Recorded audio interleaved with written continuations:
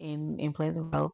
We lived in a house and I was little. Like I remember standing, leaving and turning back to look into my home and looking down the hallway and the light was on and my grandmother and my uncle were in the car waiting. They were picking us up.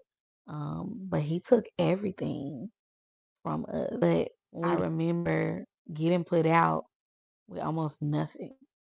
Um and standing at in the doorway looking down the hallway of my home or what was my home and feeling like numb because my reality had changed so much so quickly, right? I remember that night just feeling like everything had been stolen from me, that it was all a lie, that I was gonna have nothing.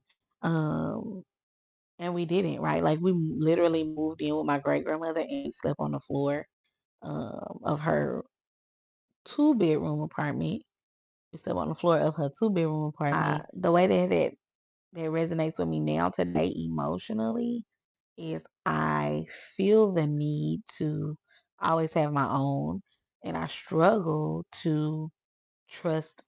I struggle to trust my husband to provide a safe space for me without taking it away. And so that is something that has compounded into my marriage, something that happened when I was 6, 7, 8, maybe, still affects me today because I don't adequately communicate that experience, how it impacts me, and how I need to be responsible for managing that. Like there's a responsibility that I have that I need to go and get that resolved. And so it's like, oh, I don't like how this makes me feel, so I'm not gonna deal with it.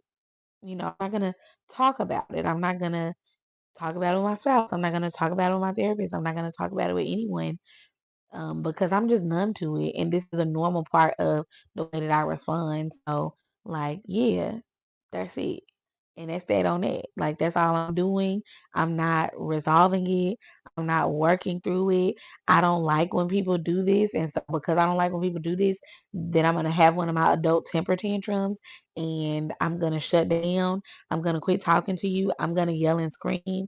I'm going to break things. I'm gonna cut you off, honey, because people brag about having that cut off spirit. I cut you off fast. So it just goes to show the emotional immaturity that we have because we refuse to go back and deal with that little girl standing in the hallway of the life that is no more.